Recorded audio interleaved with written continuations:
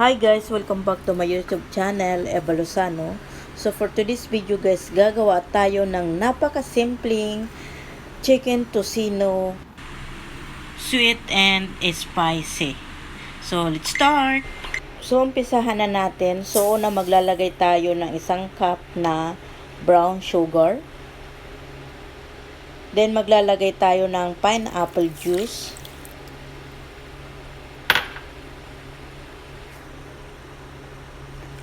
Soya sauce,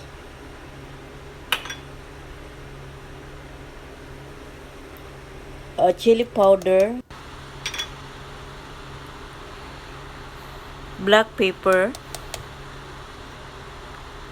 of course food color guys,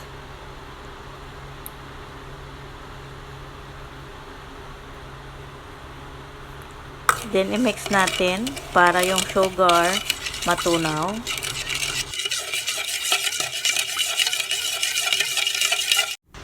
So, isunod na natin ilagay yung salt. And after that, i-mix natin maigi para lahat ng ingredients ay matunaw siya. So, next natin gagawin is yung chicken breast natin. Hihiwain lang natin siya na maninipis. Yan, katulad ganyan guys, kay ang paghiwa ng chicken natin, yung maninipis lang. Be careful lang sa kamay natin, baka masugatan, madala sa pag-slice. So, ganyan lang guys, kaninipis.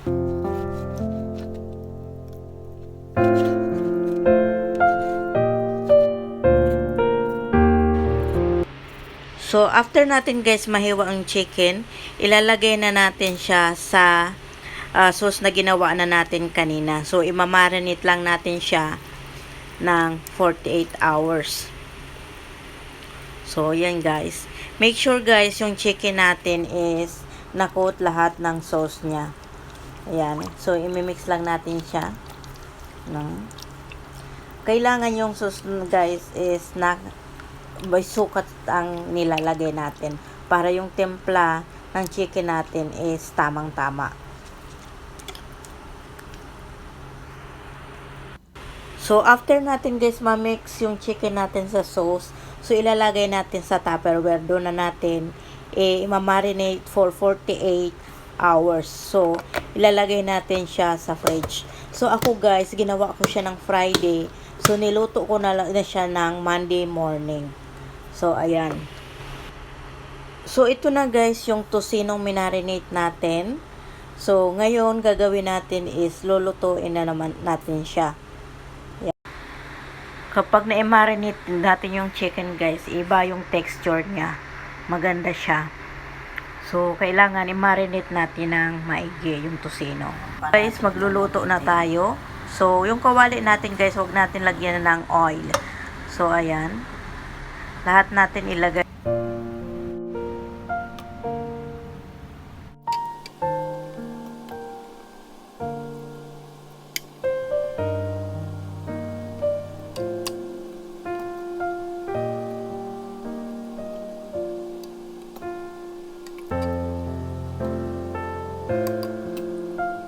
So, kapag nailagay na lahat guys yung chicken natin, lalagyan na natin siya ng kaunting sauce doon sa sauce na pigmarinita natin ng chicken.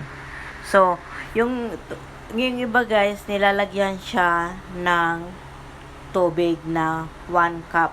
Ako, mamaya ko siya lalagyan ng tubig pag nag-boiled na. So, ayan na siya guys. So, kumukulo na guys. So, hayaan lang natin siyang kumulo and takpan natin para madali siyang maluto at saka hindi magtilansik yung sauce niya. Wow, it smells yummy. A few minutes later. So, nagka-caramelize na guys yung tocino natin. Wow. It so smells so yummy guys. Nagugutom na ako. Oh my God. Paano na yung diet ko nito?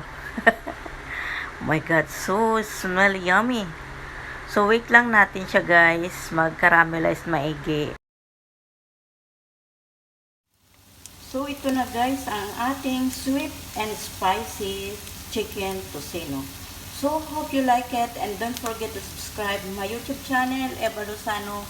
And please click the bell button below for more updates na mga video kong i-upload.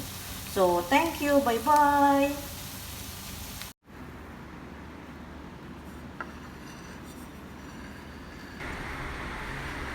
It's time to taste it. Our chicken tocino next to it.